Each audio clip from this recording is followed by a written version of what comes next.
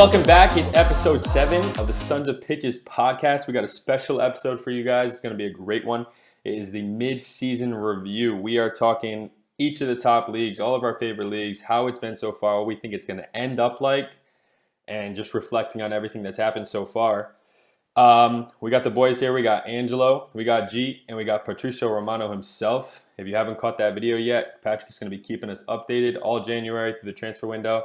All the biggest transfers, all the biggest rumors, what we need and where we need it.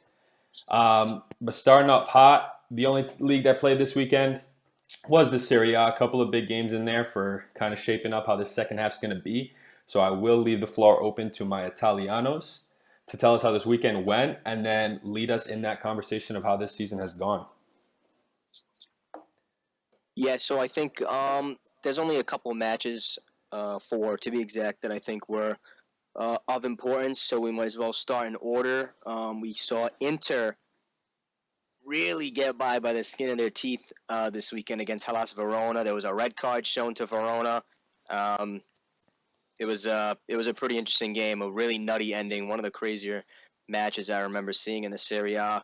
I don't know about you, Gianluca, but I really thought for a second Verona was going to snatch a point at the San Siro and disappoint Inter, but Inter clearly had the laugh. It was an absolutely disgusting game to watch from the perspective of a Milan fan.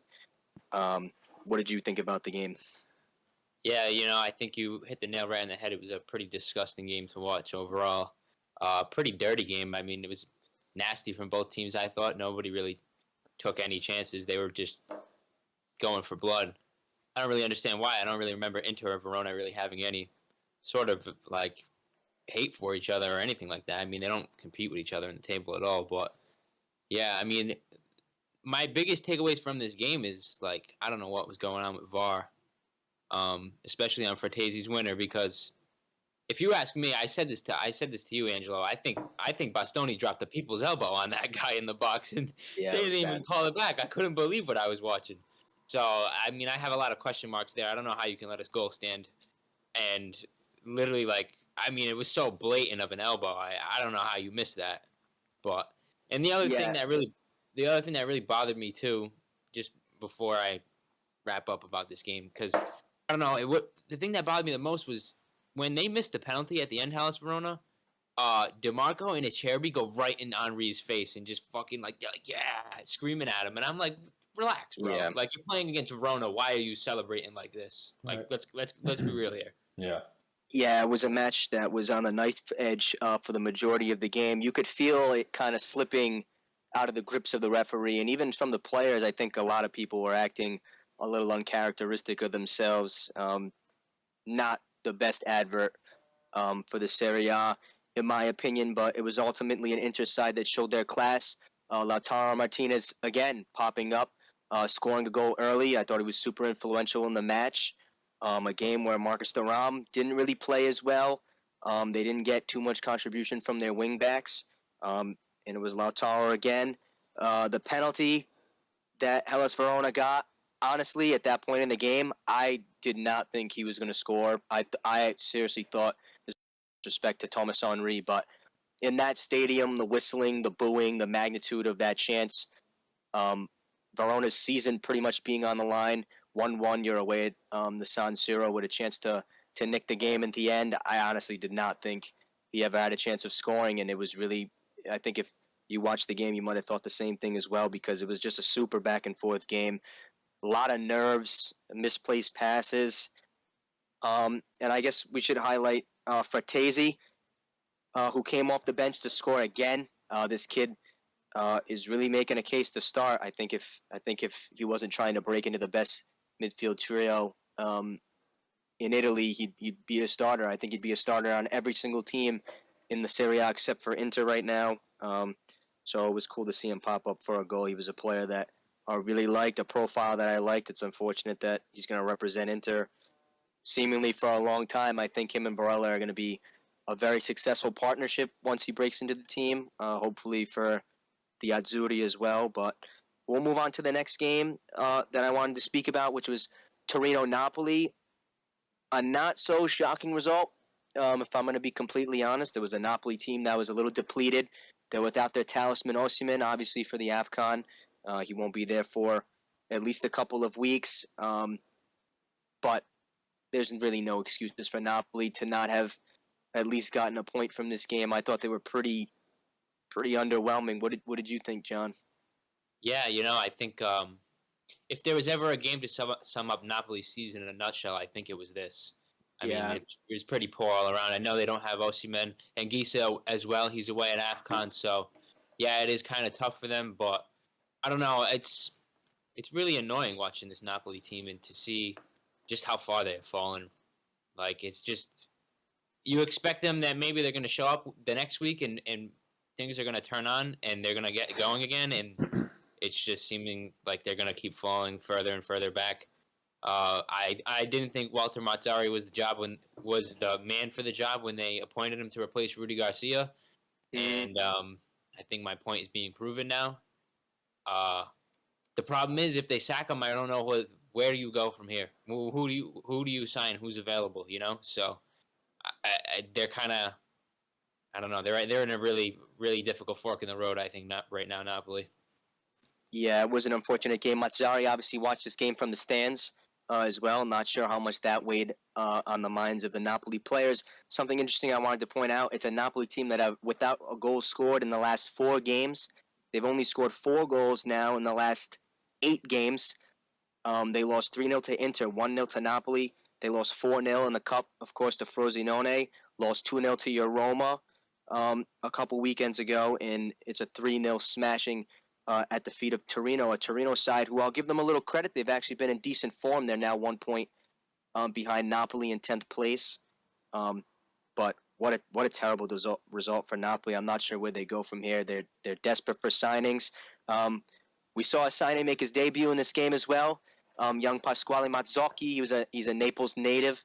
I'm sure he was over the moon to make his debut, but of course it was short-lived. About 4 minutes into it, we saw him go studs up above the knee on a Torino player, and he was almost instantly dismissed. I know it went to VAR, and the referee had a look at it, but it looked like he was just so energized to make a play on the ball that he unfortunately was dismissed 4 minutes into his debut. So not the best winter period for Napoli, and it doesn't really look like there's any signs of it getting better so far. Did you have anything else to add, or do you want to move to the next game as well?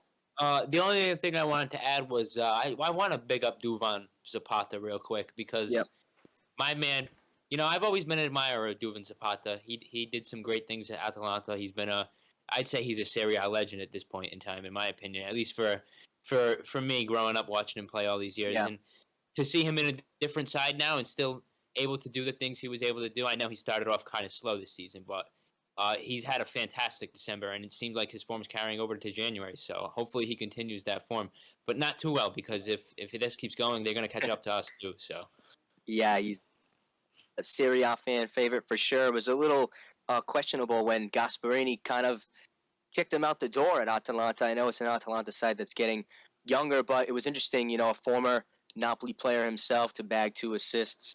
It was pretty interesting. Let's move on to another absolutely disgusting game. Juventus taking on Salernitana. Now, for those watching closely, this matchup had just taken place a couple weeks prior, where Juventus smashed Salernitana 6-1, absolutely snatched their soul it was a few days from prior. them. Right, yeah, it was. Yeah, I think they played back-to-back matches actually. So it was a game that not many people expected in, but it was a game in which Salernitana took the lead first and again.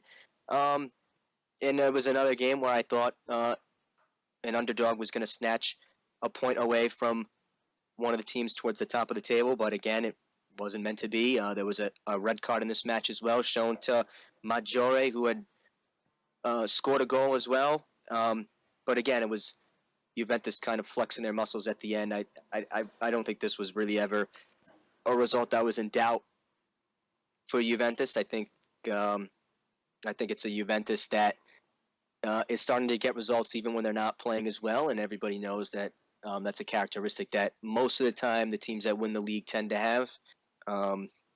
If there's anyone I want to shout out, it'd be Dusan Vlahovic, somebody who I've been pretty critical of him, but he popped up with an assist and he had a beautiful header for the winner, albeit from a Salernitana mistake. But yeah, Vlahovic and Juventus got the job done again. No signs of slowing down. Yeah, Yeah, I agree.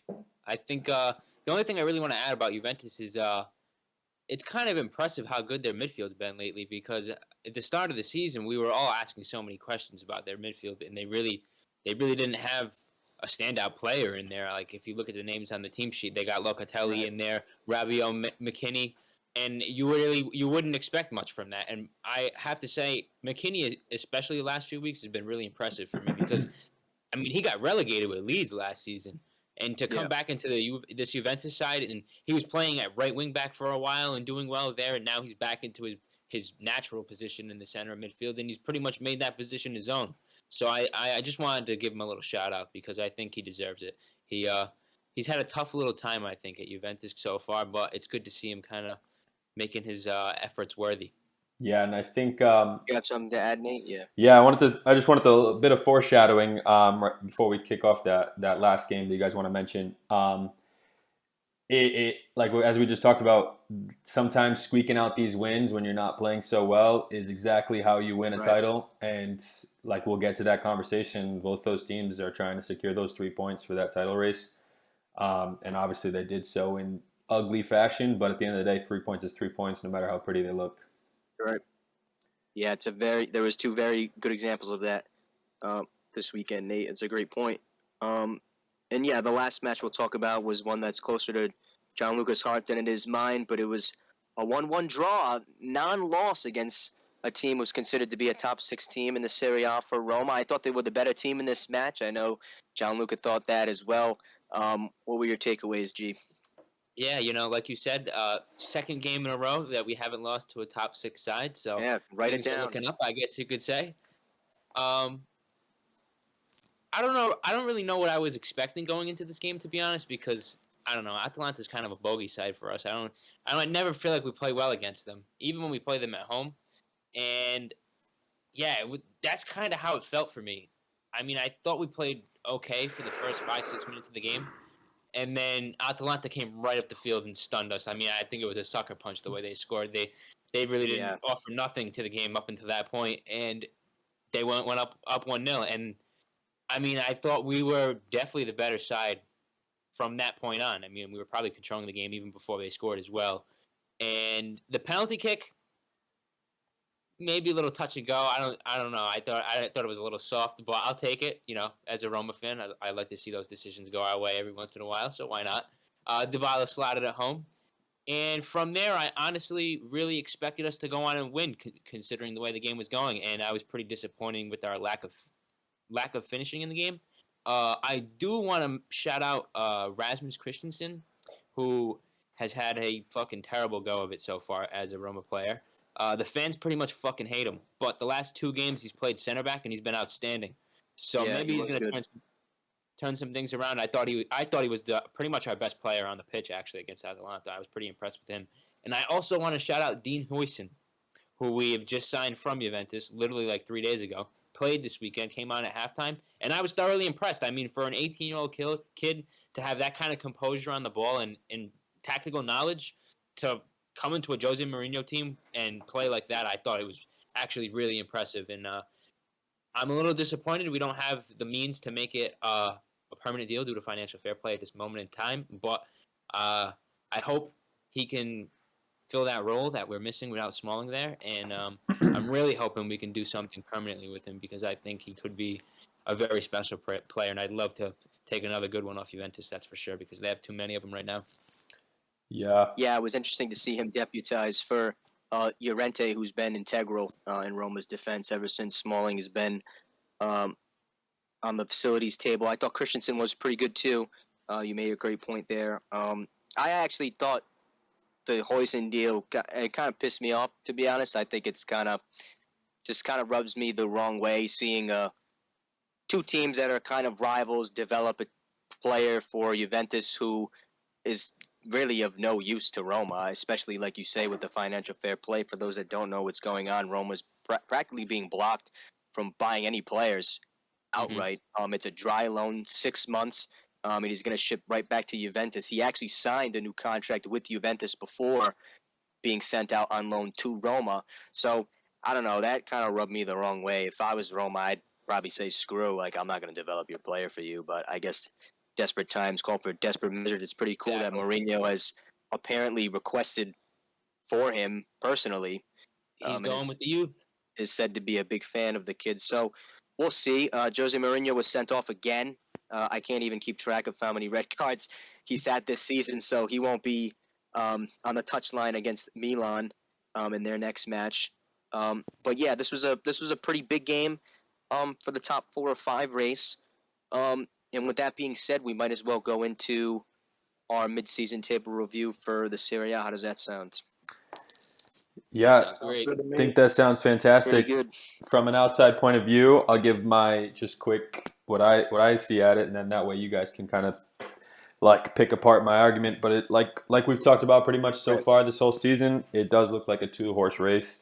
Like we just mentioned, they scrap away points every now and then when they most need it, and that's honestly how you win titles is not losing, not so much winning, but not losing or dropping points. But then I think credit to your Milan. I think despite you telling me that a lot of the Milan fans on social media kind of want Pioli's head, I think you guys kind of got that 3rd place locked up. And then there's a huge fight that I'm Knock wood. for that. Yeah, knock on wood, of course. But I think there's that huge fight for 4th place that I know you guys are going to pick apart right now. That looks really interesting. And it seems like there are some teams that are going straight down, but it could get interesting. So from there, I'll let you guys really go in detail. Yeah, well, I think it's definitely a 2-horse race. I think Milan's keeping it somewhat interesting. It's just been quite upsetting that in this run of games that Milan has had against some really favorable sides, we've been picking up mostly 3 points, with the exception of the Salernitana match. It's just been kind of frustrating seeing Inter and Juventus show absolutely no signs of slowing down. They're jumping over every single hurdle that's coming their way recently. But yeah, I think the main thing to talk about here is the race for the Champions League places. Now, if the new format does go through, as of right now, today, January 8th, Milan, or rather the Serie A, is going to have 5 spots for the Champions League. I think that's vitally important for the future of Serie A, which is a completely different conversation. But there's a couple of teams that are within touching distance now, especially Torino too, with beating Napoli on the weekend. They're in 10th place, but they're within 5 points of the 5th place spot, which is currently being held by Bologna, who are a point behind Fiorentina in 4th place. And we have Atalanta, Lazio, Roma, all within a point of each other, right between those sides. So it's been fun. There's going to be I think it's going to be a wild finish. It's just going to be about who can keep their form. I was particularly pleased this weekend for Milan's sake because Fiorentina dropped points, all 3 of them, to be exact, this weekend. So we saw a 6-point cushion open up between us in 4th through 10th. It's not something I want to see us dip into and be involved in personally because I'm hoping that we can make a deep run in the Europa League this year. So if we can kind of have a top 3 finish wrapped up, hopefully by April, say, we can put all our eggs into the Europa League basket. But what do you think is in the future for Roma, Gianluca? How do you think they're going to fare the rest of the way? Yeah, the last couple seasons, I think this race from about 3rd, 4th place down to like 7th or 8th has been the thing to watch in Serie A, and this is exactly the story. I think this is actually going to be the best race of all of them so far. Personally, for Roma, I think we're going to fall short again. I don't see any way, really, of us getting into the Champions League on the way we've been playing, and just the evidence I've seen so far. I mean, we fall short at the most vital times every time. I mean, I think this weekend's a prime example of that again. I mean, it's another example of a game against a team that we're competing with. We were better throughout the game, and we just couldn't take our chance. And I think that just sums up our season in the last couple of years and probably the entire Mourinho era perfectly, if I'm being quite honest here.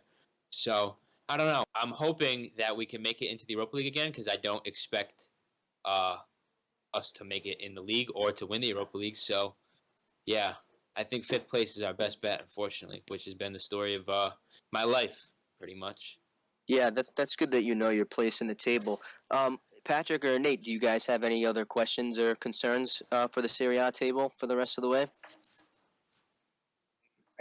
Point I want to bring up. So I Mhm. was looking at the table the other day when the games are finishing, and from 4th to 10th, I mean, it's only 6 points. I know you guys brought this up a little earlier from 4th to about Torino. So it's just crazy that this is going to be a dogfight, and even the relegation battle too. I mean, you look, it's 1 point separating each team. I know. They're all on bad runs of form. I mean, Udinese and like these teams are going to be in a dogfight at the end of the season to see who's going to stay up. I'm very interested to see because obviously from a Premier League perspective, you can kind of see who's going to finish at the bottom and who's going to finish in Right. Europe probably by this point. But what I like about the Serie A is like just the level of competition that you guys have. Like the dogfight of those 6 points. I mean, you're talking about Torino wins 2 in a row and Fiorentina loses 2 in a row, and now they're tied, right? So it's Right. just going to be, it's very odd, obviously, and footy, anything. Just to go off what you said, Pat, about the fight between the bottom and the top being pretty similar, the thing that's most interesting to me about it is the teams that are fighting for Europe are grabbing players off the teams that are fighting with each other for Right. relegation.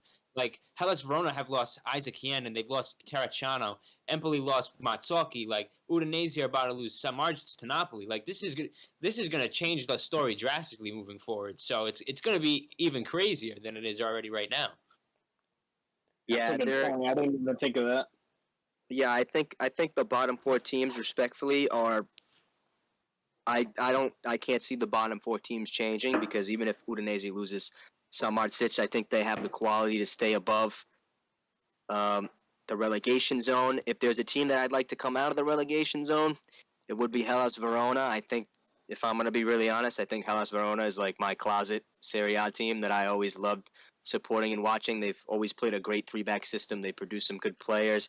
Empoli themselves, I have a little bit of a stake in Empoli now, thanks to Serie, but they've been a team too that has produced quality Serie A players throughout the years, the likes of Di Lorenzo, the likes of Ismail Benacer, who has been a big contributor to Milan, a Scudetto winner. Same goes for Di Lorenzo, who's the captain of Napoli and the Azzurri for the most part now, with Spalletti being in charge there. So I'd like to see Hellas Verona leapfrog Cagliari and stay up, but I think it's going to be a mix of those bottom 4 teams that go down. What do you think, Gianluca? Can you see somebody like Sassuolo, their bad run of form continuing, or not so much? I know they snatched a win very unexpectedly against Fiorentina, but that was almost a 6-pointer for them. Yeah, I know. I think personally, it's been squeaky bum time for a while down in Sassuolo. I think they've been struggling. If you look at their record, they have 10 losses. The only team that has 10 losses is Frosinone, and everybody else who has more than them is in the relegation zone. So it's going to be pretty difficult for them, especially given their current run of form. But I don't know. They have Berardi, and Berardi is one player that none of those other teams in the bottom half of the league have. So he's 100%. a real difference maker, and he's probably somebody that will make the difference in keeping them up in the end. Personally, I have to agree with you. However, I think Salernitana is going to survive. I really do. Wow, you're a madman. I really do. Yeah, that is crazy. I mean, it's with one win they're out. So who knows? It is tight. And not only that, if you look at some of the other teams in there, I think they have the best mix of experience and youth to get the job done. Okay, especially with someone like Kondreva leading the line. Right. Yep. So I think personally, my 3 that I picked to go down was I actually have Empoli finishing bottom, disappointingly, because out of those teams I probably have. I guess I hold Empoli the closest because, like you said, they produce a lot of good talent, and they're a team I always enjoy watching, and I like Baldanzi. He's a young Italian kid that I enjoy watching playing right now, and it's going to be sad if he's not playing in Serie A and he stays with them next season and goes down, I think. I also think Cagliari and Verona are going to be the other 2 to drop, so that's my prediction there. I'm interested. Yeah, I think that's fair. Yeah. Yeah, you can go, Nate. I want to just because I'm a man. I love looking at data. I love looking at different kind of numbers and point of views. Um, Yeah, so shoot. so Verona, of all those teams in the contention for relegation, have the least goals conceded. They're not scoring too Mm-hmm. often. And They then have the I best goalkeeper as well, in my opinion. do they. So that's Yeah. I'm glad you made that point because that was kind of where I was going with it. But also, I like we've done this, Ange, with So Rare, as we do. Love Yep. looking at data. I looked at home and away form and what the table would look like just based on those games, and it seems like both Verona Okay. and Empoli move out um, of the relegation zone on away games. Most interestingly. So it's a question. I Wow. feel Okay. like if Oh, you're right. obviously you guys have a deeper stake and more emotion, more passion in it. Is it in fact that their schedule was tough for home games, and now they're going to have return legs of like the quote unquote easier sides in the league and get better results? Is it they just need to improve their home performance? Is Verona need to match that back line and that goalkeeper with goals scored and like kind of things like that? Well, That's interesting. personally, Yeah. I think it's going to be a little difficult for them to match that, considering they just sold their best center back to Atalanta, and they're about to sell another great defender and wingback, in my opinion, in Already Terracciano. done as of today. Yeah, so I think that's pretty much fueling my reasoning for them going down because I think I mean defensively that's one of their strong suits, Hellas Verona, and I think if you take out two players like Hien and Terracciano, I think it makes things really difficult to Mm. look at survival in a positive way. Yeah, you bring up a really good point, Nate, about Verona because I'm going to be honest. I've watched the majority of their games this season. Like I said, I kind of am a closet fan of them. Verona is the type of team that, honestly, no matter, I think they play up to their competition, and a lot of the times when they travel away, case in point being this weekend to Inter, they go for it. Mm-hmm. They play expansive football. They are not afraid to get their wingers forward, their wingbacks forward, right behind them, lump balls into the box. They have Milan Zuric, who's an absolute tree, and has been in decent form recently. Thomas Henry is pretty much averaging a goal off the bench every time he makes a cameo, which is exactly how it played out on the weekend. Obviously, he probably should have had a brace with the penalty that he spooned off the post. But yeah, I think Verona has what they need to get done. I bring up the goalkeeper, Lorenzo Montipol. He's 27 years old, Italian. He's somebody that I absolutely do not expect to play in the Serie B if Verona go down. I think you might even see him be signed by a top 10 Serie A team, in my opinion. And But- Roma need a keeper, right? He's one we're they're- looking at. They're gonna Him and, no, they need Falcone. they need to play Svilar for so rare.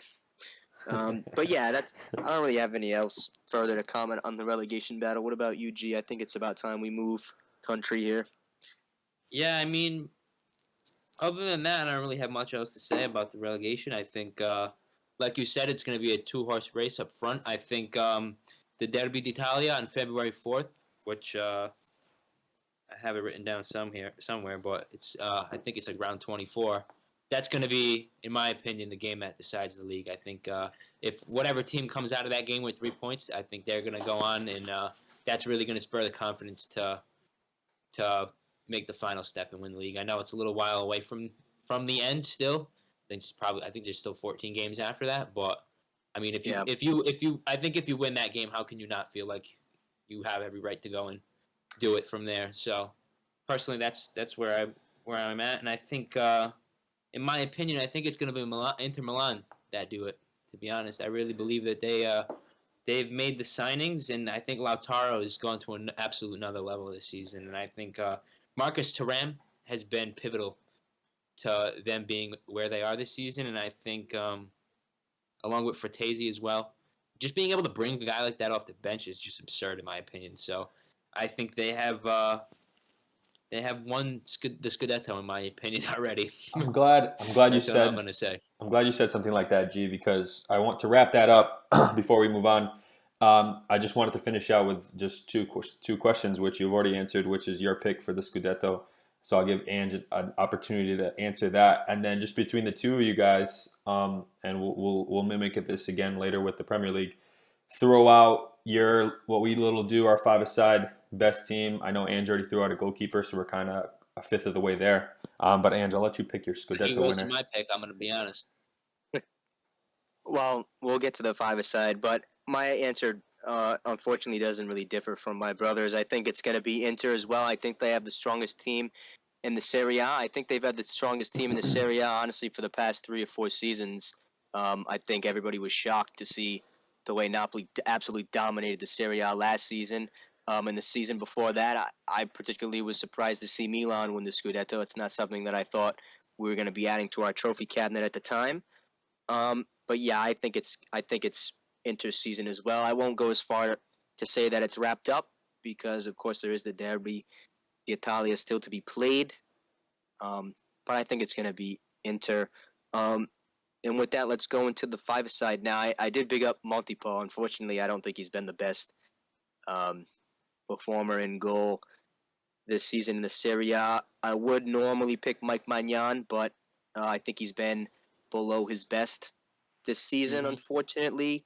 The first name that I'm going to throw out is Jan Sommer, and I think that's a really easy pick to make, but he's in an Inter side that's only conceded 9 goals this season.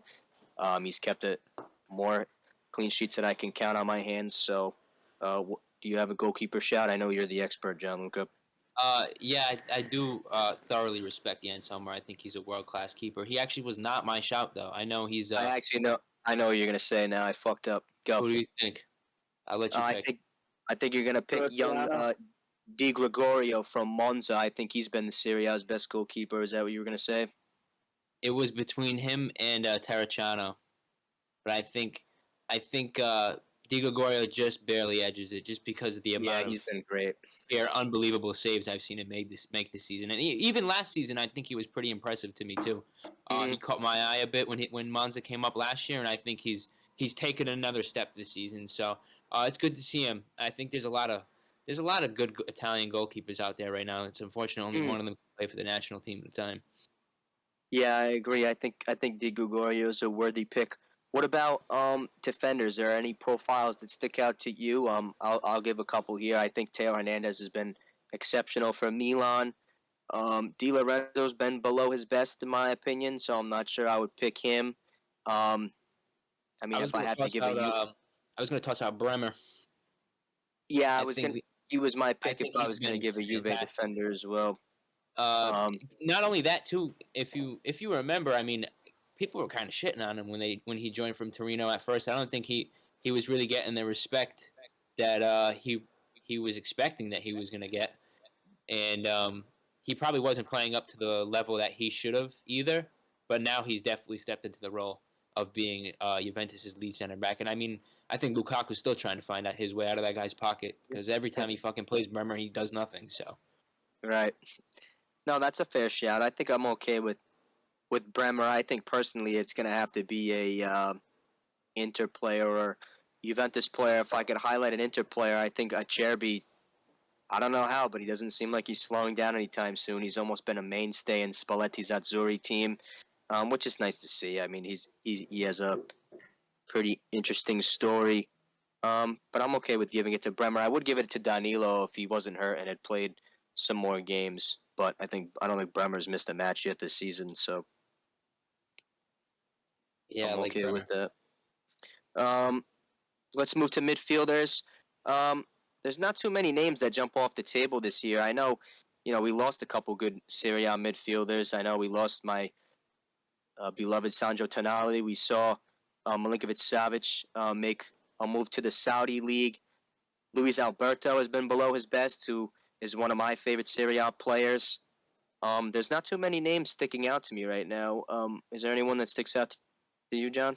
Yeah, I think for me, really most impressively probably would be Çalhanoğlu. I think considering he's not a defensive midfielder at all naturally, and to step into Brozovic's role, I mean, I know he took it over last season, but he's solidified number one, pretty much first name on the team sheet, I think, for Inzaghi. I think he's been their most consistent and best player week in and week out. So for me, I think there's no argument. I think it has to be Hakan.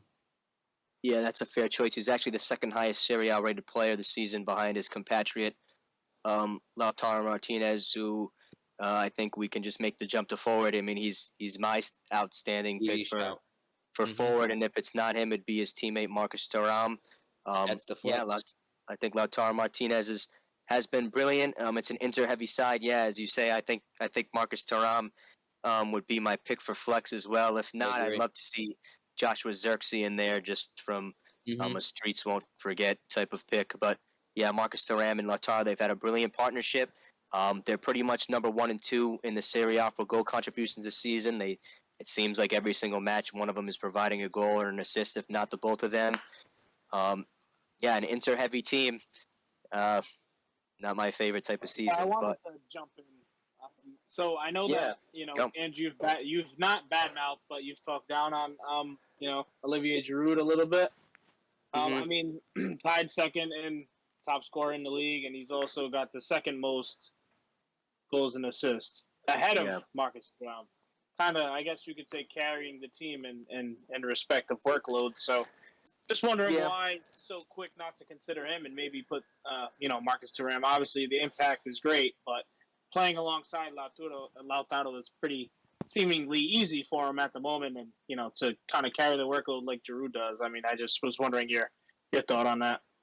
Yeah, I actually wanted to ask you about that too, Ange, because I don't know. It's just confused because I was shocked to see that Giroud had scored that many goals this season, especially hearing how you badmouth him most of the time.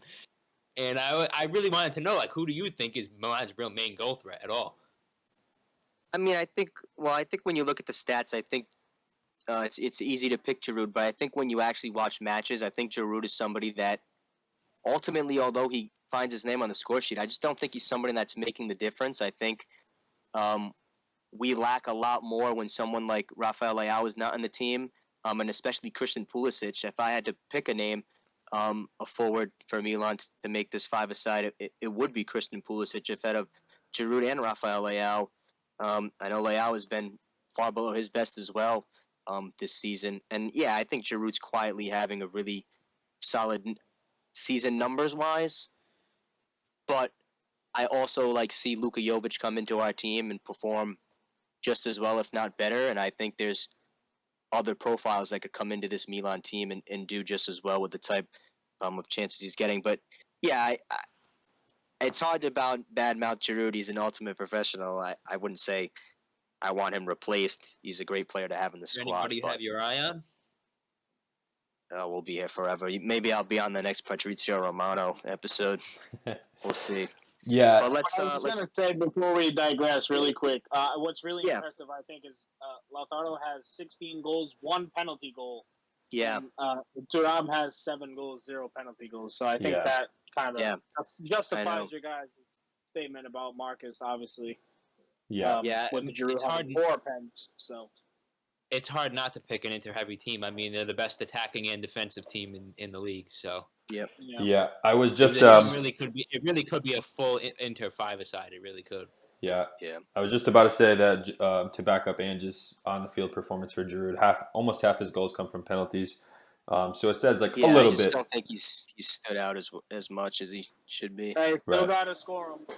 Right, and I'd shout probably Marcus Thuram as an easy pick as transfer of the season so far in the Serie A.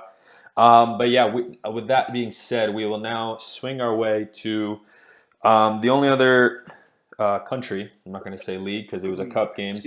Only other country that had games this weekend. One in particular, a few weeks ago, would have said a lot. I think more than maybe it did on the title race because these two teams were at the top. Now one has dropped, but the Liverpool-Arsenal game was fun to watch this weekend. Couple comments on that game as we move directly into the title race. Obviously, that game doesn't have anything to do with the title, but it's interesting nonetheless. Yeah, I mean, I think if ever there was a game where Arsenal need a striker, I think this is it. I mean, it's been the story of Arsenal for the past 4 or 5 games now. I mean, they make chance after chance. I certainly don't think they play bad enough to lose 2-0 in this game at all, in my opinion. Right. I thought they made great chances. They probably should score. I know a lot of people are talking about them signing Ivan Toney. Personally, I don't think Ivan Toney adds anything to that team.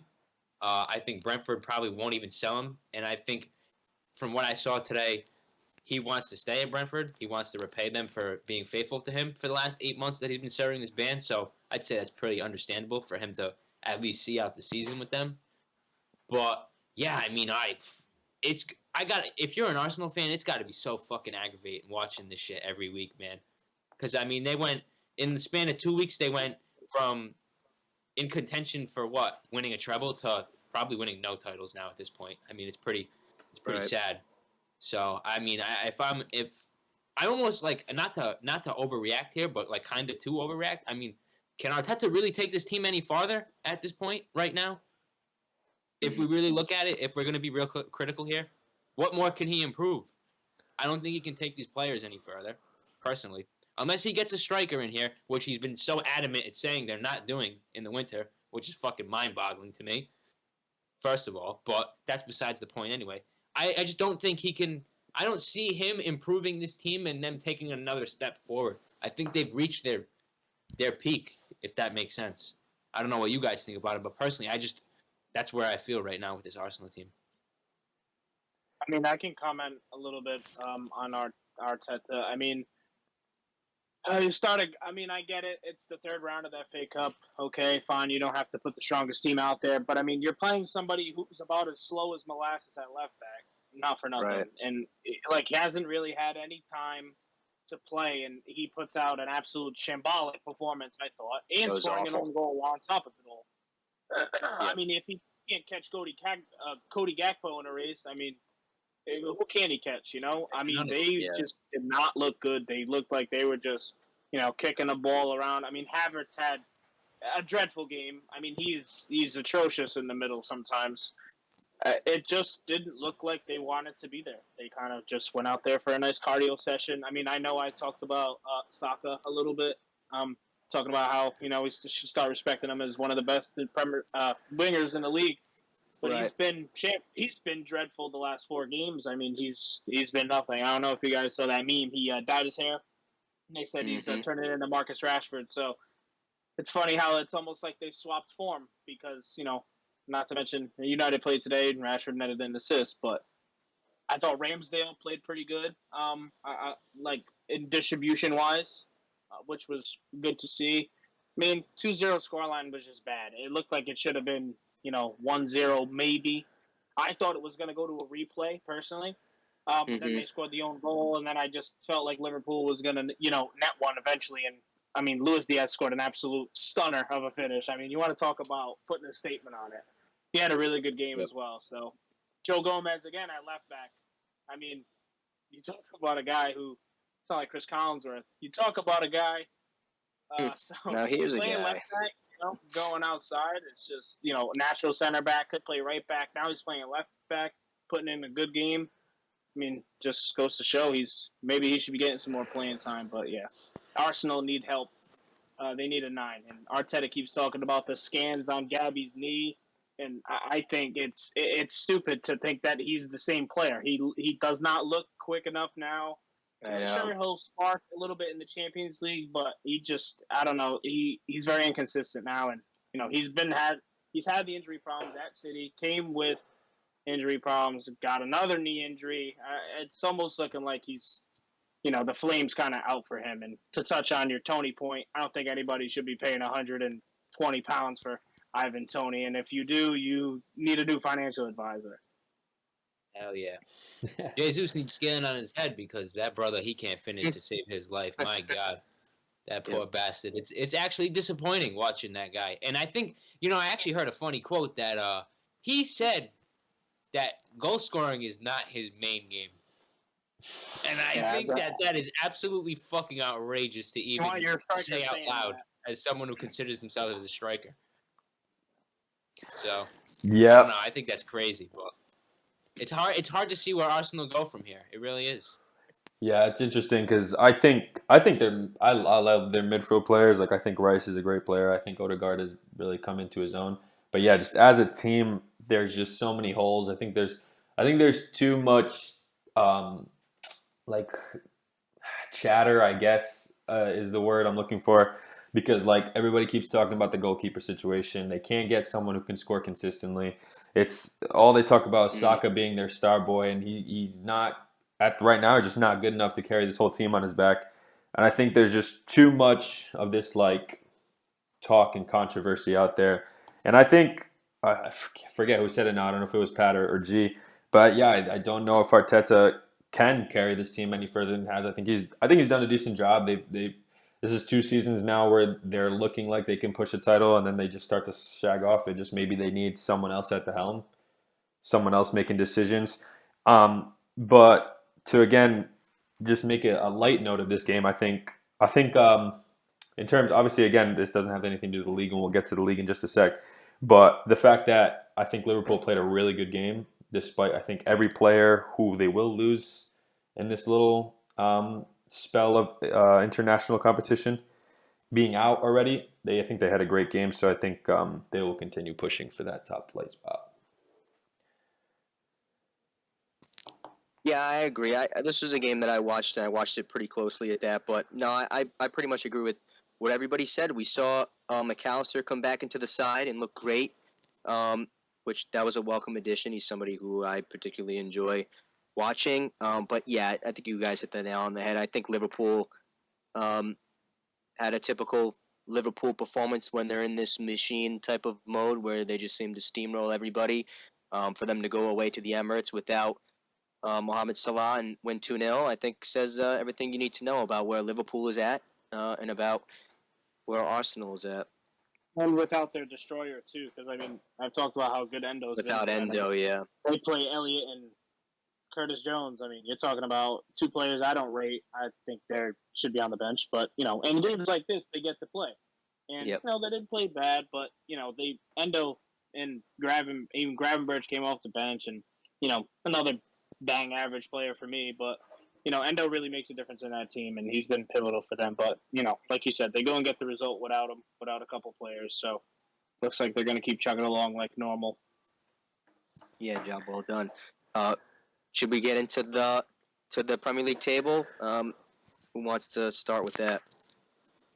Yeah, I mean, Liverpool sitting currently right with that 3-point lead, depending on how City play their 20th game, could go to just a 2-point lead. But the top is tight, right? I feel like every week we've had these conversations about, like each week it feels like there's a new leader, except for Liverpool now, been there for like a little while now. But it's close, it's tight. I mean, Aston Villa's had an opportunity to go top, which is shocking to see. City is always a sneaker pick for the late season, especially when they have a poor run. An interesting conversation to have about this top of the table is the conversation that it seems to get thrown around every year is the Christmas winner. The team that sits on top at Christmas has the strong likelihood of winning the league, and the only teams to not do so have been Arsenal and Liverpool. And Liverpool was the team at Christmas. So can they break that trend? It'll be interesting. How do you guys feel? Do you think they can do it? Do we pick them? And how about the rest? Before we jump into that, to one of your points, I know you said City sneak pick, but I mean, if we're being honest, they're the favorite to win the league every year. So regardless of their run of form, I mean, they're still. I looked at odds the other day, and they're still favored to win the league because they have the game in hand. So, they're just De Bruyne's back. I don't know if you guys got to watch the City game. Came back and they scored like 3 goals in 10 minutes or something stupid with him playing, and it was just, it was just nuts. Crazy too. I know. Header he had was absurd. Fantastic. I do think Liverpool will choke. As an avid Manchester United fan, I do think they'll choke just like Arsenal did last year. I don't think the Christmas winner really means anything anymore, especially after last year and Liverpool's done it. So I do like that stat, though. It's pretty cool because in recent memory, the only 2 teams really that obviously haven't done it are the 2 teams that have always been struggling to win the league in the Premier League era. So besides, after about 5 for Arsenal. So I don't think Aston Villa will remain in the top 4. I think maybe they'll peter out. I don't think their flame's hot enough. I do see Tottenham making a run back in. But I do think City will win the league, unfortunately, as a United supporter. I think their powerhouse is just too much at times. Yeah, I mean, for me, at least for Liverpool, I think this Liverpool team is kind of the team that I'm watching out for right now. I think in England, at least each week, I think I find myself most excited to watch Liverpool out of all the teams in England. Um, it feels like they're kind of making like a rock and roll football 2.0 with Klopp. It's no Firmino and Mane, but I think to be able to bring in Darwin, Gakpo, Jota, all these guys. I mean, Harvey Elliott can go forward too. And I mean, I know they're gonna lose Salah, but I don't think they're gonna miss that much of a beat. I mean, they have Luis Diaz too. I think they have solid options. They have probably the deepest attack in the league. So in terms of losing Salah, I think they're the best team and probably most capable of losing a player of that caliber of anybody that's in the title fight. To touch your point really quick on, I know you said Bobby Firmino. I mean, for me, I wasn't really a big fan. I mean, I think he just gets the job done. I think there's a couple players you could probably slot into his role that he was. And towards the end of his career, I mean, he was on the bench. So, I mean, I think that they've gone and replaced him pretty well, and rightfully so. I agree, but I think that it feels like he may not be the greatest player in the world, but I think his role in the team was integral and something that was really difficult for Klopp to replace. And we definitely saw that it took him a long time to do that. And I think that he's now finally starting to figure that out. I mean, I know I said it in the last couple episodes. It really feels like this relentlessness of Liverpool is in that machine, like you said, Ange, is starting to return.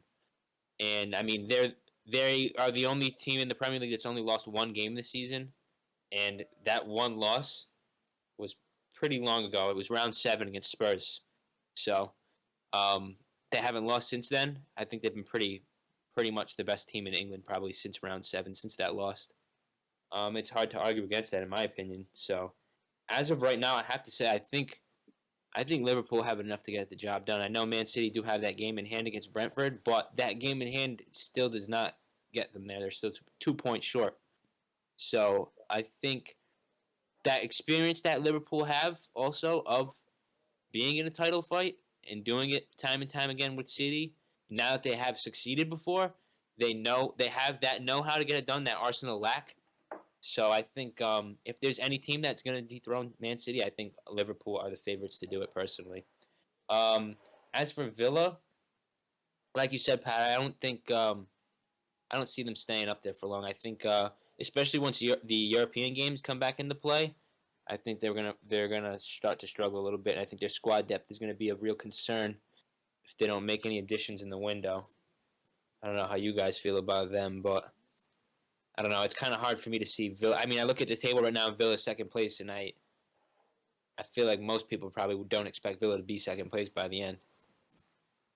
Yeah, I think Aston Villa are kind of the breakout team of the season, or the team per se that is definitely performing a lot better than anybody would have thought. I know they ended the last campaign pretty well. But to weigh in on the title race, I'm somebody who kind of also believes Man City is always going to be the favorite until proven they're not always going to be the favorite. So kind of a boring pick, but they are my pick to win the Premier League again. Because although Liverpool seem to be entering this new machine era again, I don't know. I just don't know how much I believe in their squad, and I know not always the best squad wins the Premier League, but I just personally foresee them slipping up eventually. I hate to be negative about them, but I think it's going to be Man City that ultimately get it done. And I think Patrick brings up a good point too about Tottenham. I think if there is a team that's going to sneak into the top 4 right now, it probably will be Tottenham. There is a 5-point gap between 5th and 6th, and a 6-point gap between 4th and 6th. Obviously, Arsenal and Tottenham are separated by a point. And yeah, I mean, if the trend continues for Arsenal, it's going to be very, very hard for them to stay in the top 4. So I'd like to see Spurs sneak in. I think Villa probably will stay in the top 4 personally, just because there is such a gap between 6th place and the top 4. But there's still plenty of games to play. There's a lot of points to be taken. So we'll see.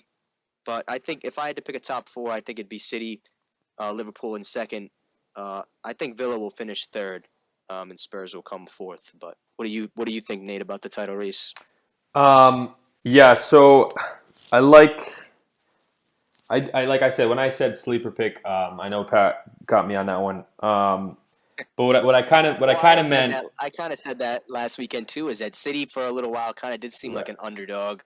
But Yeah, yeah, yeah. Well, What?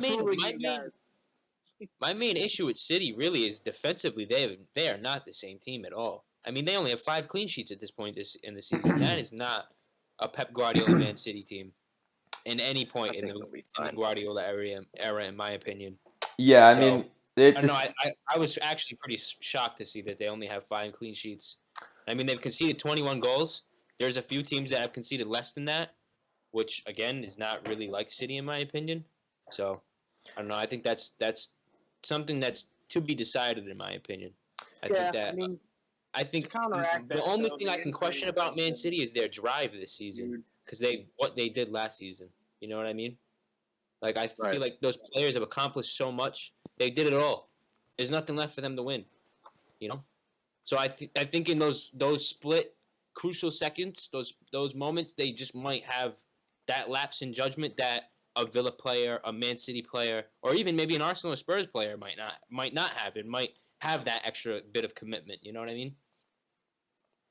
Yeah, it's interesting that you're looking at that end of the field for City because the reason why I think they're probably going to win the league is the other end of the field, and the reason being that De Bruyne is coming back healthy. Foden is in a great stretch now. It remains to be seen if he'll continue that form when De Bruyne comes back in the team. But a lot of us are forgetting about that big Norwegian guy, and he's been on the sideline for the last 8 City games. In that time, they've won 7 and drawn 1, and they really, I wouldn't say their attack has shown any signs of slowing down. I think Holland's going to come back into this team and they're going to cruise. They have a really easy run of games coming up, in my opinion. They have a very favorable Champions League round of 16 opponent. I think they're going to gather a lot of momentum going into the game against Liverpool. Obviously, they have to go to Anfield. The game's on March 9th. Um, I think it's going to be City. They have a decent stretch of games at the end of the season too, where they're not playing the greatest opponents. I would say I have Man City, but Yeah, just to jump in, I wanted to say, G, I think you were a little harsh. I mean, they Yeah. do have a lot of injuries. I mean, Ruben Diaz hasn't played the whole season. Stones has been injured. Rodri's been missed games, been hurt. Holland and De Bruyne, and they're still a game in hand and can be the best second right now. I think is a I mean, I hate to talk good about City, but you gotta say what's a spade, right? I mean, Right. I think I agree completely with Ange. That's why they're not my pick. I mean, once they get their players back, they're going to be fully healthy, and they're the best team in the league, healthy all Yeah. day. I mean, Rodri comes back and scores a goal and puts up a man of the match performance from CDM practically. So I don't know. I think they're inevitable for me. I don't know if Liverpool. I mean, we've seen them choke time and time again. So I just don't know. I hope they win the title? No. Do I hope they dethrone City? No. Two of United's biggest rivals. I could really, honestly care less. I hope they kill each other. But I do think City is going to take it. And I just want to touch. I think you're a little harsh because they're missing a lot of guys. They're all their starters. So just wanted to pick on you about that a little bit. Yeah, I think they're going to begin to defend by attacking as well pretty soon. It hasn't been a City team that's been as dominant, even though they've been winning games. But yeah, that's about all I have to say, pretty much on the Premier League race. yeah. Yeah, I wanted to throw in my top 5 because I didn't get to. I have, like I said, I do have Liverpool winning. City, I have them coming second. Villa, I did say I have them dropping out. I actually have them dropping out of the Champions League places altogether, believe it or not. I think Arsenal and Tottenham are going to finish 3rd and 4th, respectively. And Villa will round off the European or the Europa League place in 5th. Yeah. It's actually my table too. So I know I didn't get mine, but that's my table and just flip flop 1 and 2. I got City, Liverpool, Arsenal, Tottenham, and Villa. Yeah, I almost got to say my top 4 earlier. But no. But yeah, City like despite you critiquing them defensively, which I'm not even close to being on board with completely because they sit third in terms of goals conceded. But like You raised a respect, decent point. yeah, Had to do like I with said, their every organization. no, at the end of the day, dude, opinions are opinions, and like I have mine, you have yours, and that's the beauty of the sport. So I'm glad you shared it. It's just how I view things, but I agree with Ange too. I think City. That's always kind of been City's way to defend. They've had a couple of good, like obviously one of their most historic players in recent history being Vincent Kompany, their captain, their leader. But I think they're just a very front heavy team a lot of the times, and they just score. They just outscore their opponent. I mean, that's how they didn't win a Champions League before they did, is just conceding goals from potentially sloppy defense and stuff like that on counterattacks. But yeah, I think unfortunately with the likes of Haaland and KDB coming back from injury soon, and already actually, and then and then Foden obviously playing really well, even though he's in KDB's spot. So it'll be interesting to see if he can maintain form in a different role that he was playing before and not having so much form.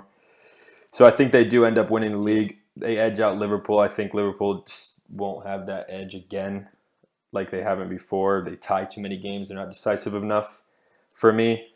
Um, and then I agree. I think Arsenal drop down. I think Tottenham come third and Villa come fourth. I think Tottenham only had one small run of really crappy games that has led them to be where they are right now. And I think if they can recreate that beginning of the season form, maybe they need a little help. They have to survive this time without Heung-min Son, which is obviously key. And then from there, Arsenal, I think, maybe finish fifth, unless either West Ham or Brighton have an insane run You of don't games. believe in Arsenal that much? I mean, they're pretty much a point away from being down there in fifth. So. Yeah, I mean, January is a crazy time. There's a lot of movement. There's a lot of I don't know. I mean, we have an international break. There's a lot that can happen, but at the end of the day, dude, we see it's an opinion. You have to see what happens. Pat, probably not super relevant to definitely not relegation. Obviously, that's just never going to happen. But obviously, just probably not squeaking into that top five. United, the only team above 11th, so halfway through the table, that have a negative goal difference. Like, where do you just see United finishing the league? I just said that just because it's like an interesting thing to point out. But how do you guys finishing the season? Like, how do you see that happening? Would you like the answer points wise, or just standard opinion? I mean, give me how do you think you're gonna feel at the end of the season, and then I would shoot a number out there and predict maybe. I want the season to be over already, honestly, but we have a lot of football left. So I really do think that I don't know, 8th or 9th really is honestly what I think we're finished at. Obviously, would love to sneak into 5th or get up there, but it's not going to happen. I mean, we've been you guys know you've been pitiful. We have so. Hey, you used my stat. I used that a couple weeks ago, and it still remains true. The negative goal difference. So glad to see, still kicking in the top 10. Only team. I love that. Consistency is key too. Exactly consistency. The team's got a lot of problems. I mean, I'm sure you guys have seen. I mean, they're ready to let Varane go on a free just to negotiate lower wages, and I think that is one of the main goals of who came in. That's what I call them. So, I mean, they did that at the previous club that they were at, slipping my mind now, and they were able to lower the wage bill. I mean, we have Varane, Casemiro, Mason Mount, all these players who get paid these massive amounts of money, and they don't play. So, Varane's missed, I think, 42% of games this year, I think I read. So, I mean, obviously, can't have that happen. As good as he is, sure, but he can't get paid £300,000 a week to sit on the bench. It just can't happen. Same thing with Anthony Martial. They always see these people saying like, "Oh yeah, the Man United is extending his contract. I guarantee you, with new owners, he'll be gone because he gets paid too much money to sit." I really hope that maybe we can grab a player in January, spice up the team a little bit. But I mean, for me, with Ahmad being back and healthy, I think he's going to be our spark to hold us a little bit. So I'm excited to see the players that will be returning next season play. That's all I can really say. I'm excited for I want to see Kabi, I want to see Ahmad, I want to see Garnacho, I want to see these guys play. I want to see Malasia come back and play. I want to see how Dalot and Wan-Bissaka play, because really all I have to look forward to is for next season. I don't have anything to look forward to for the rest of this season, except them playing decent football. I don't have Europe to look forward to. I have the FA Cup, but other than that, I mean, really, yeah, it's great. We play Tottenham next. It would be nice to beat them. If we don't, which I'm not expecting to, we're kind of in one of those modes, as bad as it is to say as a fan. Obviously, I want us to win every game, but it's realistic opinion, they won't. So I just want to see some good players, good chemistry, and look forward to next season. At this point already. I think, for me, I really wanted to ask you this actually, Pat, because I'm a little confused by this whole Sancho situation, really. Yeah. And I guess the situation surrounding Ten Hag as a whole, because I know this week he had meetings with Sir Jim and the Ineos group, and Ten Hag's takeaway was that those meetings were positive, that they're on the same page, and that they seem to be moving in the same direction. But they loaned Sancho for only 6 months. So Sancho's coming back at the end of the season. Now, my question is, why? Why is he going to come back if we already know that Ten Hag doesn't want him? So why not get rid of him now? And that makes me believe that Ten Hag's position is not as certain as he's making it out to seem, in my opinion. Because clearly, if they're going to bring Sancho back in the summer, they're not so sure that Ten Hag's going to be there when Sancho comes back in July. Right. So I was just wondering what your take was on that. Yeah, one thing to think about, it's sad to say, but football nowadays has become a business. So they can't take that big of a loss on Sancho right now, especially with all the money that we spent. So for them to loan with no buy option is literally just a way to, I think, get their eyes on Sancho. More people see him flourish in a team that he once played in, and maybe boost his market value a little bit. Because if he comes back, there'll be a different coach. And if he gets sold, Ten Hag will stay. Ten Hag will stay. So I do like your point. I don't know if – I think he's a very confident person. So I don't know if his thought process is the most sane. But if he thinks it's going well, I mean, for him, sure, fine. But, a lot of the position that we're in right now is, he's part to blame. So he can't sit there and say, I didn't get all the players I wanted. I mean, some of the purchases he was making for absurd amounts of money, the players he wanted were, not very good. So, but to the Sancho point, if he comes back, great. If they repair the relationship, great. But I genuinely think that he'll be gone next summer. I think they're just going to try to get, market value on him. Yeah, I think get him to play a little bit. Yeah, I think United are in an interesting position. I think they really need to make something happen in this kind of time period to be able to maintain that upper half of the table. Honestly, I think there's worries that you guys could drop into the lower half and look like a Chelsea. And it looks like Ange might have a word to say about that and agree with me. I'll just throw it. Yeah, I do. I wanted to let these guys finish their points. I think there's a couple cracks being papered over right now with United. As bad as they've been playing, there's a couple points I want to make. I thought it was very interesting that against a League 3 side who are 18th, Ten Hag fielded his best 11 available. Now, I understand you want to win every game, but I think, Ten Hag knows that, Wigan aren't that good of an opponent, but they are desperate for any sort of momentum for this first 11. I thought it was, kind of telling that he played a full-strength 11. And the other point I wanted to make was, Newcastle are, very injured. Brighton are very injured. United are very injured. Now, it remains to be seen whose team is going to get fit the fastest.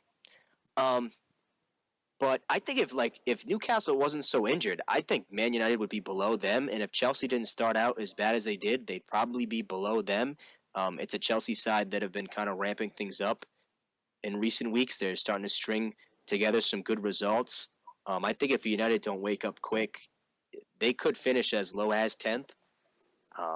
I can't see them finishing below Wolves and Bournemouth. If they finish below Wolves and Bournemouth, I mean, I'm not going to even know. I don't think anyone's going to know what to say or think. Ten Hag certainly won't be in the job.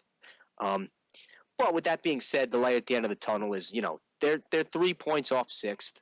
I think if they can finish in the top six, which is more than doable with the crop of players they have, and it's a United team that has been trending upwards in performances as well, despite the loss to Nottingham. So we'll see. I don't know, but I know I said this last podcast. I genuinely don't know what to say about United or what to think. But I can't see them finishing lower than 10th, even if Newcastle and Chelsea start to play better than them. So we'll see. I just like what you said about the injuries because everybody just says United below. Yeah, let's not be silly. I mean, they're missing Casemiro and they're missing Lisandro Martinez, like two huge starters that make a ginormous difference in our team. I mean, it seems like last year every single offensive possession started with Licha going forward, driving it as that center back CDM kind of role that he shifts into on offense, and picking out those passes and just opening teams up. I mean, and Casemiro being a rock. I mean, can you imagine Kabi and Casemiro playing together? Like that's what I want to see, and I think once we get Lisandro back and once we get Casemiro back, I think the results will come generally. Because they've been out all season. I mean, we haven't had Lisandro all season, our starting center back. So I agree. The depth is really what killed us because you go inside Johnny Evans for 1 year just to get some legs out there because everybody else is fucking terrible. Mm-hmm. And I'm glad good performances. I'm glad you bring Johnny Evans' name up because if I'm going to be really critical, I think there's about 5 names in this United squad that are even United level type of players. There's, in my opinion, been nobody on the bench in these last 4 or 5 games that is worthy of starting for United. I'm shocked that they're even in the United team. There's been a lot of youngsters on the bench, and that's not to say that the youngsters can't play because they have a lot to prove. They're not really necessarily the ones that I'm speaking about or looking at right now at the 11 that was fielded today. But I don't think any Manchester United fan wants to see McTominay playing. It's cool that he's a homegrown lad and whatever, he's United through and through, as they say. But there's a couple players, especially on the bench these last couple games, that honestly, don't even they're barely. We don't have anybody else. They're barely Premier League level players. So yeah, I do. As much as it might look bleak for United, I do try to be realistic. So I appreciate that. But those are the subs because we don't have anybody else. Nobody's fit. It's just what it is right now. I mean, you've been dealt some shitty hands.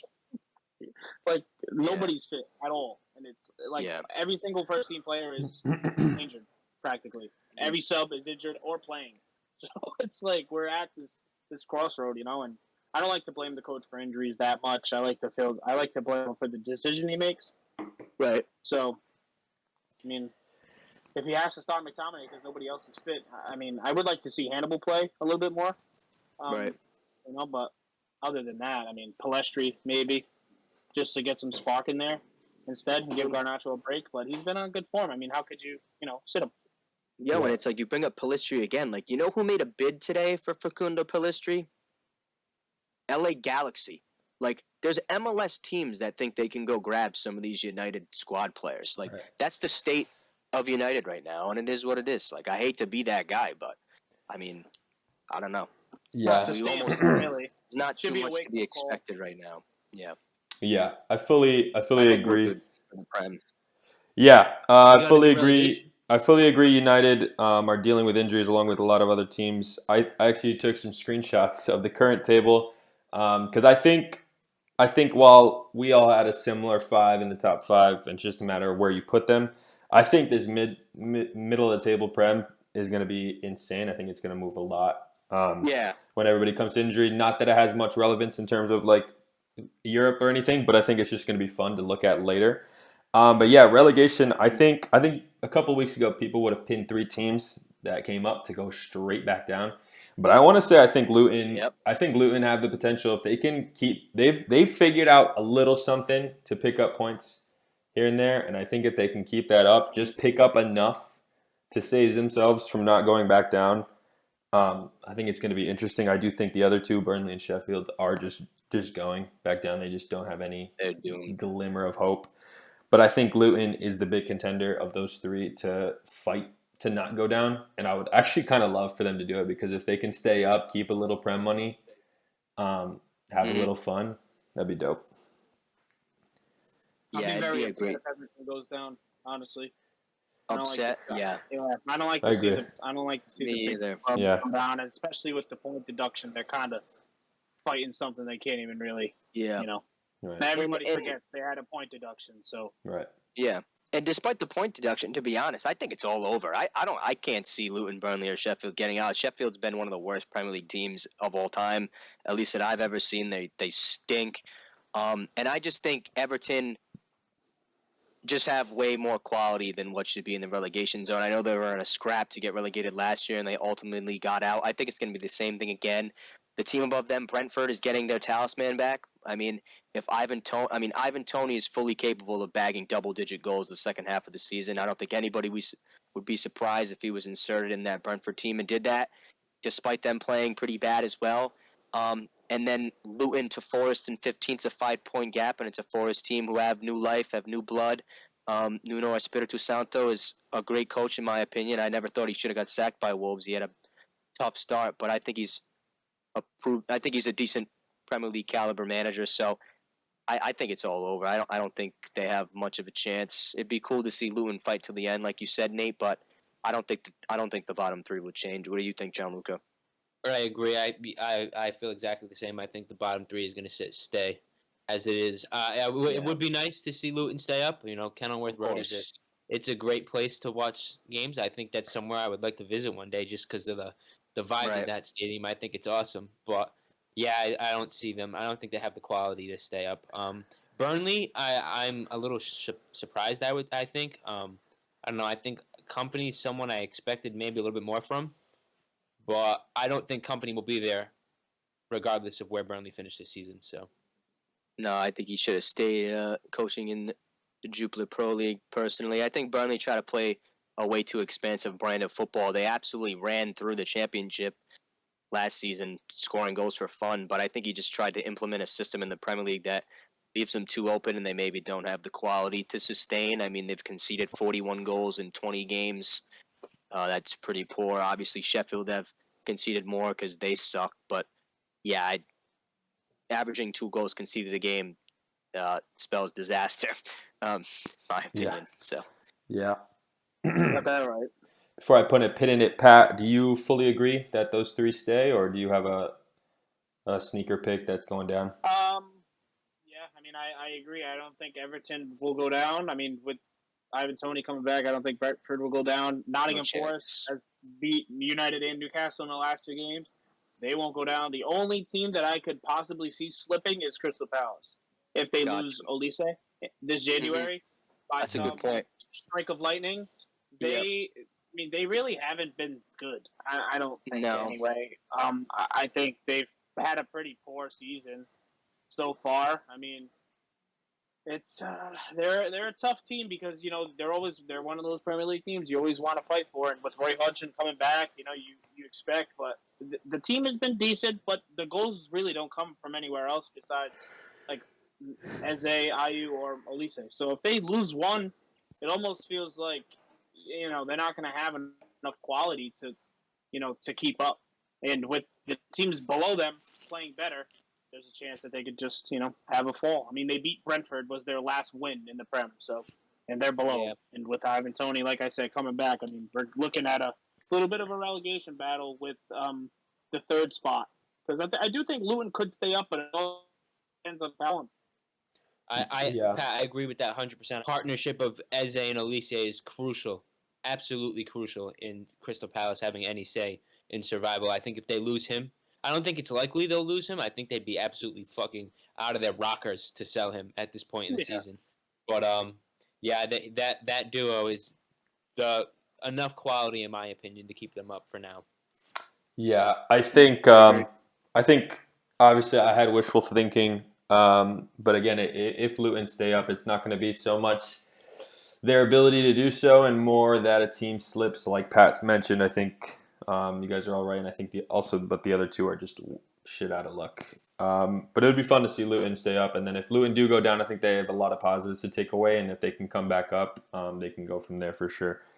I guess to put a pin in everything, we pick our five-a-side for the Prem. Obviously, a league full of world-class players, so it can be a difficult conversation, but we can try to make it brief with a bit of discussion. G, I'll let you lead the conversation for goalkeeper with your first-hand experience. Yeah, I think You better say who I want you to say. I'll be I upset. think there's only one answer really for goalkeeper. It's got to be Guillermo Vicario. I think he's in my opinion, if it's not Kudus, I think Vicario has been the signing of the summer in the Premier League. Personally, Good answer. I think he's made all the difference in the world. I think you can see the difference in quality of goalkeeping between him and Hugo Lloris. I mean, Hugo Lloris is shipped off to the MLS now, so that tells you everything you need to know about his situation there.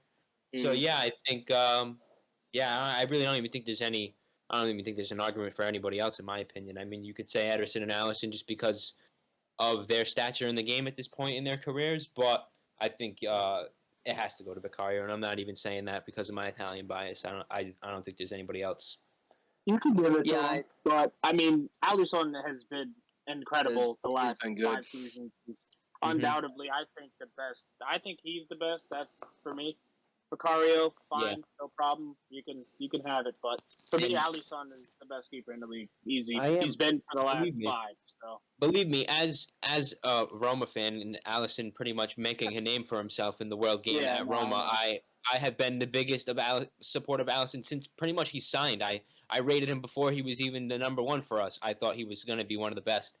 And, I do really love him. I think he's certainly one of the top 2, if not the best goalkeepers in the world right now. But I think I have to give it to Vicario because this is his first season in the Premier League. And I think to come in and to really make that much of an adjustment to this style of play and to play in this system with Ange and do it so successfully, I mean, I think if you put Vicario in Man United's team, he does way better than Onana does personally. So that's where I'm at with him.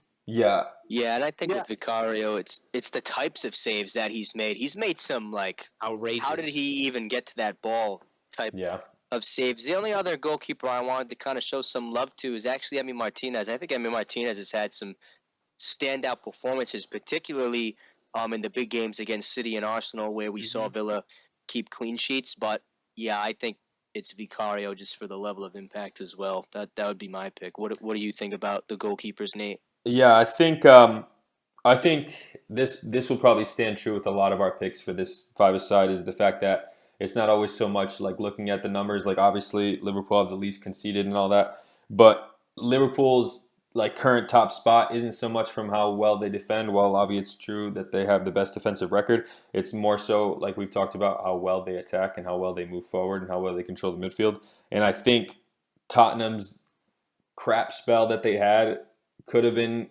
longer, wider, worse if they didn't have Vicario making those saves. So in terms of importance of this first half of the season, I think Vicario is a solid pick. I'm gonna be an asshole once again. I don't know if you guys. I know you guys don't like the stats, but Vicario's conceded 29 goals. I know, I think it's bringing it up. I think it's because of the. I think it's because of the backline situation. I know I was going to bring that up as well, but then I thought about like the makeshift, 4 fullback back lines that he's had to play in front of. Vicario, another reason why I shout Vicario too is like there's so many times where you see a goalkeeper come into the league and they catch shit immediately. Like everybody's talking about them. They make one mistake and you never hear the end of it. Vicario. Yeah, my point exactly. Yeah, he's got 1 more clean sheet and 2 less goals conceded. I would say probably the first 10 weeks of the Premier League, Vicario really was not spoken much of. I mean, he made some good saves here and there. I had my eyes on him, obviously, because I was aware of who he was. But I think in the overall grand scheme of things, not a lot of people were paying much attention to him. But now that they've realized, holy shit, this guy is not only a world-class goalkeeper and makes unbelievable saves, but he's consistent, and he does it week in and week out. And he doesn't make stupid mistakes, which you see a lot of these guys who come into the Premier League do. So I think that's really – I think that really seals the argument, in my opinion, for Vicario. Yeah. To make two fast points to then move position, I also think that, to agree with Ange, if we give credit to United for having their injuries, I think Tottenham's injuries have been heavy at the back, and they've had a lot of different, like Ange said, a lot of different back lines, so that's tough to deal with, as well as the fact that I think Vicario stepped into a role where Tottenham have had the same number one in like at the club for a long time. Lloris was always arguably one of the best keepers in the world, arguably one of the best keepers. You know what I mean? That's an important pair of shoes to fill, pair of gloves to fill, and I think he's done so very well. So credit to where it's due. As far as defenders, probably lean towards Liverpool defenders only because of their, again, their defensive record. Anyone just in the entire Prem that stands out as just a solo man, not so much for their entire team? I wanted to shout out Pau Torres. I think he's been really integral, I think, to Villa's charge up the table. Mm-hmm. I don't think he was really good at all, to be honest with you, in the first 2-3 games maybe, but now that he's found his feet and gotten comfortable, I mean, I know he knows Emery well from their time together at Villarreal, but I think since that run of 3 games, he's really taken like a duck to water to this Aston Villa team, and I think he's probably the best player for them defensively. So he gets my shout. I think I mostly agree with Nate. I think I'm going to ultimately pick a Liverpool player. If there's somebody that I wanted to show love to and appreciate it, be Kieran Trippier. I think he's been exemplary for Newcastle. I know they took a dip in form, but I think his individual performances has been good.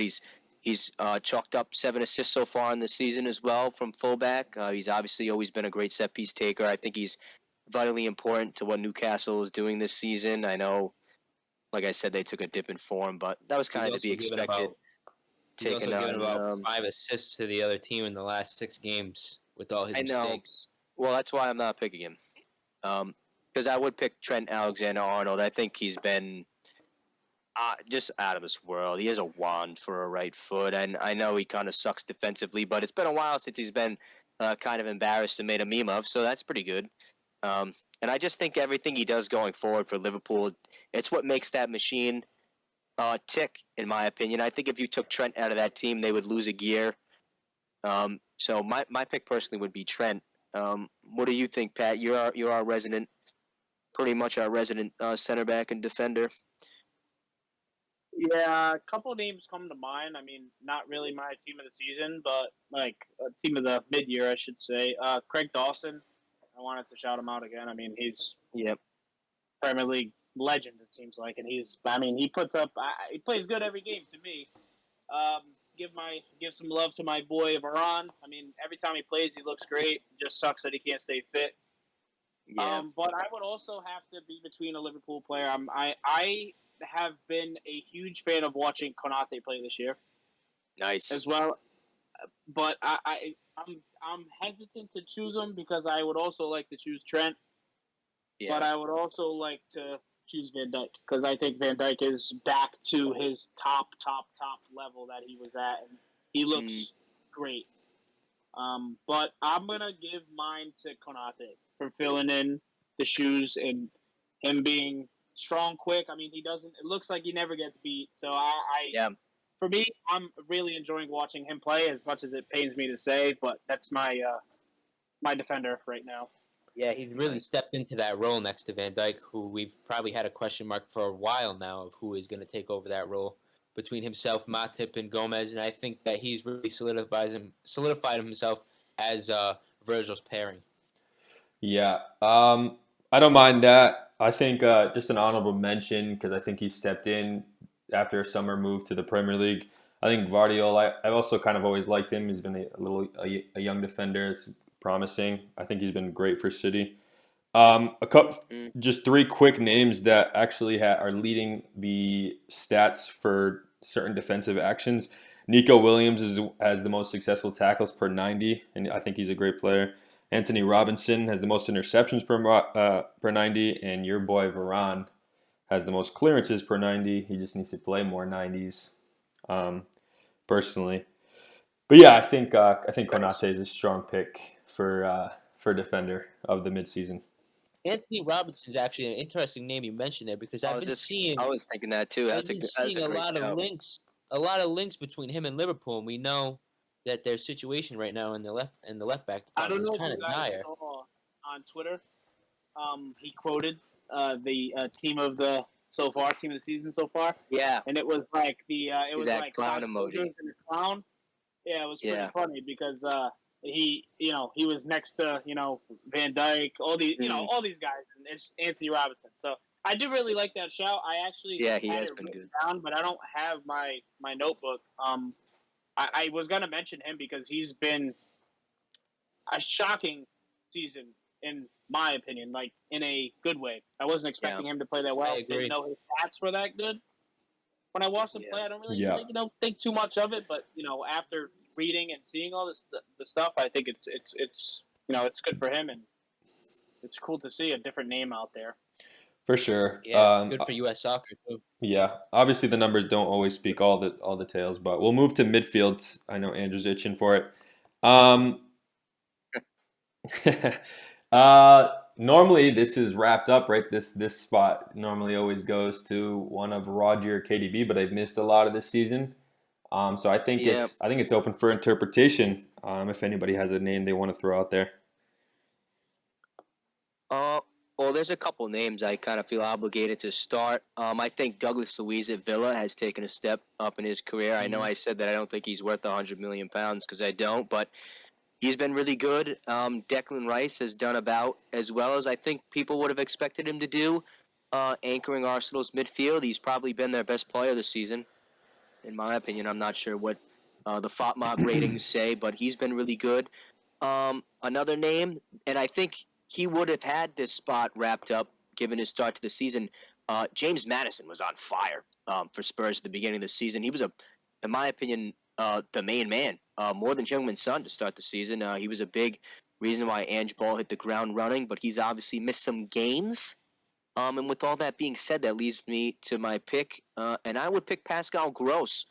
Maybe it's a little prisoner of the moment pick, but I think he's been in phenomenal form. I think if Brighton had saw him get injured, they'd be a lot further down the table than they are, despite the injuries they already have. That would be my pick, but I wanted to show love to a couple holding midfielders like Luiz and Rice, because that is, of course, what I played, and it's usually my favorite position to watch on the field when I watch games, so I do tend to keep my eye on them. But I'm going to go with Pascal Gross. If not him, it should probably be Declan Rice. What do you guys think? I actually really like the Douglas Luiz shout. He was my pick. Yeah, he's been unbelievable. I think he's probably the most integral player to that Aston Villa team. I think if you take him out, they lose a lot of their ability to retain the ball and their ability to control the game and control the midfield. So I think he's a great shout personally. I also Fair. I wanted to put a spotlight on Paqueta too because I think he's taken a massive step up this season, and I think the addition of Kudus, who's in my opinion been, if it's not Vicario, I think Kudus has been the signing of the summer in the Premier League.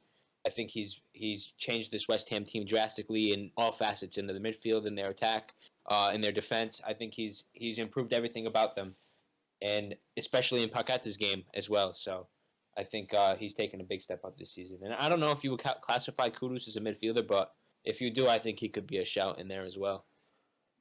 Yeah, I was there with if James Maddison had played just a couple more games and kept form. He was unbelievable. I almost think I would have just handed him the spot right then. I do. Pascal Gross is a great shout. I do love Bernardo Silva in City, but I think he gets outshined a lot in a lot of cases. But I think he's a slept-on player a lot of times. Doesn't always get the credit he deserves. I think I think I'm good with I'm good with Gross. Even though I think West Ham's that trio too has a lot of competition for that spot. But again, I think it's the three of them together that make it up, and not one individually is the best in the Prem. I agree. What do you think, Patrick? Weigh in on this. Um, I do like Gross. Any That was any United shouts there from you? Yeah, I mean, McTominay. everybody's most hated player. You know Bruno, I gotta yeah. give love to Bruno. Just Bruno, Of yeah. course, I mean, yeah. Talking about a workhorse guy, you can't replace him. He's unreal. No. As much bullshit chances as he gives away, or he's still creating 3 a game. So I mean, him alone is just fantastic. Gross, obviously. I still like Rodri, man. I mean, without him, they are Yeah. a different team. It's tough to really choose, but it seems like the consensus is Gross, and I'm happy with that. Yeah. This flex pick coming up is going to be tough. I think it's gonna be tough. And like to give Bruno a little love, like you said, he gets a lot of hate. I think if United have, we talk about how they can't score goals. I think if United have a goal scorer, Bruno's like numbers get padded. You know what I mean? If he has a Haaland in front of him that can just bang in 100%. goals, Bruno has. If we look at numbers as we do every now and then during these discussions, he has 54 chances created, and that's the most in the Premier League. So. How many assists did he have with that? And with the 54 chances, he has three assists. I mean, Only 3, dude. yeah. So That is disgusting. I mean- oh my god, I would be disgusted with my teammates. dude, that's less than 10%. That is horrible. You're looking at like 7-8% of your chances created are going in the back of the net. So it's 54 chances created. He should be right at the top of the leading assists. He should be right up there with Salah and Watkins on 8. it's tough. Yeah. He's practically leading in all the expected assist categories. He's also completed the most passes in the Premier League. He's completed the most accurate long balls as well. He's definitely what makes that team tick. Mhm. But yeah, we'll see. Fully If there's a agree. place for him. I fully agree. Forward. I mean, is it easy? Is it difficult? There's one answer, and I don't want to There's hear one answer. another It's name Mo come out of Salah. your guys' mouths. Mo Salah. Yes. Mo Mo running Salah? down the wing. It can't be anybody else. You can Has to argue be. for a flex, but you can't have this team without Mo. If Yeah. Haaland didn't get hurt, that's your only argument. But other than that, Yeah. I mean, maybe you could toss Ollie Watkins in there just on the form he's been on. Yeah. But other than that, I don't know how you could put anybody in there in this forward spot besides Salah right now. Yeah, 3 great Yeah, shouts. I'm good with Mo. Yeah, because all 3 names we just said are the 3 leaders for goals and assists. And So the look on your face are a little. It looked like you were going to disagree. No, I just feel bad that I think there's Gianluca brought up Ollie Watkins, and I feel bad for someone like Haaland who's been hurt. And I'll give love, or if we want to just move to the flex spot now, and we'll start spitballing names. Because the first name I did want to bring up is Heung-min Son. I think Heung-min Son's had a brilliant season as well. I think he makes a strong case for forward, but like we all said, it's going to be nobody but Salah. But yeah, this flex spot stuff. Another guy, like you just said, that really it's unfortunate, and we haven't even really mentioned him at all today, is Dominic Solanke. I mean, he scored 12 goals in the Premier League this season. In a Bournemouth side, yeah. And let's be real here. Bournemouth, I don't think anybody expected them to be doing what they're doing at this point in the season. And I think we all need to give our props to Andoni Iraola, because I think everybody expected him to crash and burn at the start of the season, and to see where they are now, and to see that the brand of football that they're playing, and to see Solanke doing the things he's doing, I think it's pretty impressive. I think if Mo Salah doesn't have the outrageous form that he does, I think Solanke's probably in there for the flex shout. Yeah, I say we try to narrow it down to 3 names, and I'm gonna do my best to give 3 names and see if there's anyone we want to take out of that. Because the 3 that stand out to me personally would be Douglas Luiz, Heung-min Son, and probably Rodri. But I know he's missed a couple of games. Can I toss one out there? Yeah, of course, yeah. Hwang Hee-chan. No, he doesn't make it. The only He's thing I had was good. going to mention He's had about good him was performances, but Yeah. 13 goals and assists off of the newly expected 8.3, which is, I think, pretty cool. He's outshined his expected goals and assists, which is, I think, who is this now? pretty weird stat. Wang Yi-Chin. He's got 13 wow. goals and assists to a expected 8.3, which is, with the new Yeah, stats, it's pretty obviously, it's pretty cool. Speaking of your new stat, not that we're just going to sit here and read off every stat in the Prem, but Ollie Watkins and Heung-min Son, who both sit at 17, both sit at just over 11 for expected. For what? They have total goal contributions. Total goal. Yep, exactly. That's actually my third. I changed that. I think it should be between Watkins, Douglas Luiz, and Heung-min Son for the flex, personally. Yeah, I probably. I like Ollie Watkins. I probably fully agree. I do think when we have this conversation in about 4 or 5 months, there's going to be a lot more City players. It's going to be different. There's going to be a lot more City players in here. Maybe we'll probably take advantage of the time now to not include any. But I like. Let's take Watkins. Yeah, I like Watkins. I think Villa sitting in second place halfway through the season is. I like awesome. Watkins too. I think it's awesome. I do think Cole Palmer deserves a shout too. I think he's interesting. He might on him. Nah, he might sneak in at the end. I don't think he's done enough yet. Yeah, not yet. Maybe. But I do have a quick question because I think the Prem has a lot of weight in the football world. Who manages this five-a-side halfway through the season? I'm giving my team to Andoni Iraola on God. Interesting. He's my coach of the season so far. I'm gonna pick another Spaniard. Actually, I would give it to Unai Emery. I was going there. That's where I was going. Yeah, I think it would be Emery so far. I think what he's been able to do with this Villa side, in the position that he has them in, the results that they've had, I would say it'd be Emery.